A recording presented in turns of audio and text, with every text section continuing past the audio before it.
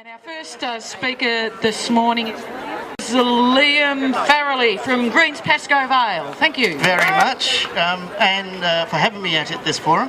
And it's great to be here in the heart of Pascoe Vale, or the electorate of Pascoe Vale, and I hope to represent you come November, at the end of November in the state parliament. Let's fast forward to what our government is saying and what our government policy is toward food production here in the country, here in Australia. Let's swap the land laws of the British for the multinational corporations who are now buying the family farms up for the sole purpose of export trade. Farming is no longer considered, or food production is no longer considered the domain of feeding its people. It is considered a commodity on which is to be traded. Combine that with the duopoly, I should say, of the retail industry between Colesworth.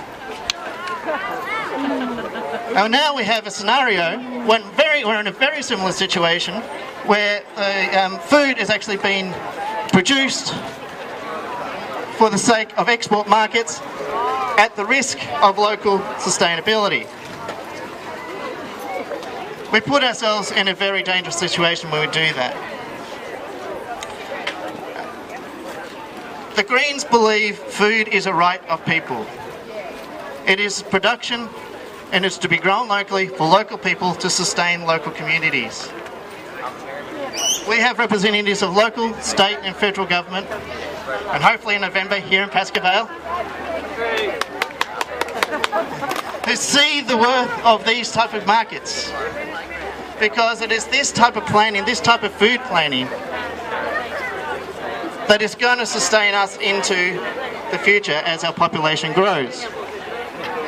So when you go to the ballot box on the end of November, please think about the Greens if you're thinking about food and local sustainability.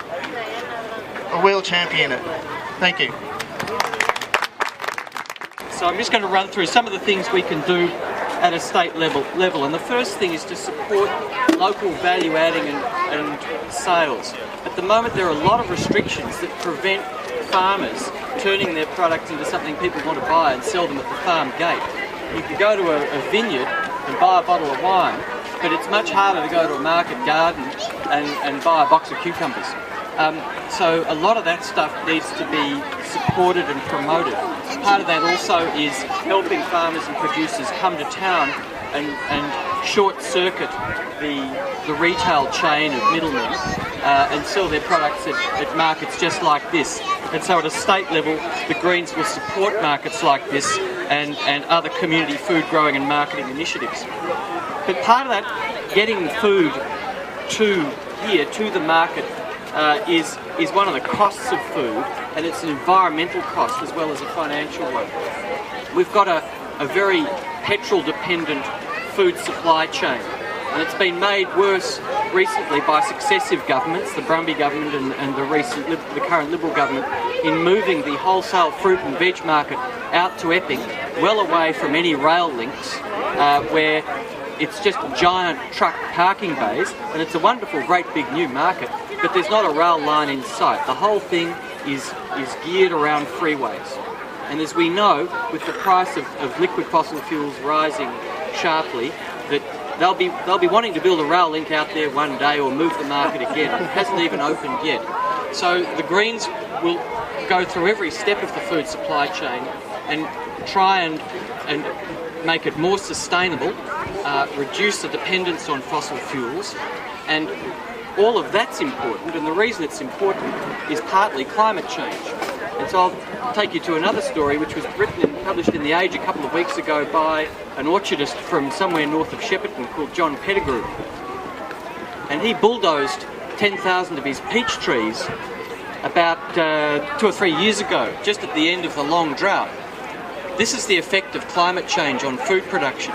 And in South Australia it's very clear. There's a line that runs east-west across South Australia called Goyder's Line, and above it agriculture is well nigh impossible because of low rainfall. But we're starting to see a bit of a Goyder's Line creeping southwards into Victoria, and above it rainfall is in decline due to the prolonged drought that's brought about by climate change and punctuated by periods of flooding. And so it's very important that we consider the effects of climate change on agriculture and bear in mind our dependence upon local growers is also dependent on the weather, and we really need to take big steps to intervene there. So one of the other things that the Greens want to achieve at a state level is to bring the departments of health, agriculture and sustainability environment together with a sort of interdepartmental food forum. And this has been codified in some countries such as Canada, where in the province of Ontario they've passed a Food Act. And that may be something that we could do here, but we could start by just bringing those departments together and ask them to look at sustainability and nutritional quality of food production, rather than seeing food purely as an industry where we've got one department trying to maximise production, another department working on the environment, and a third department telling people what to eat healthily, and none of those departments talking to each other. So bringing that together around the food chain will be important. Think of all the ads you've seen for Mars bars and Coke. Think of all the ads you've seen for VB and takeaway meals and high-fat, trans-fat stuff. And then think about all the ads you've seen for fresh fruit and vegetables. It's not a fair comparison.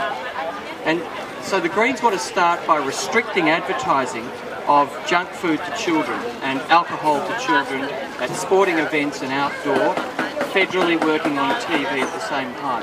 Because everybody's talking about little bits of campaign and things to make people buy and eat healthy foods, but we're carefully ignoring, the other parties are carefully ignoring the mass promotion of the unhealthy stuff that's filling our emergency departments with people with complicated diabetes or the effects of alcohol or whatever.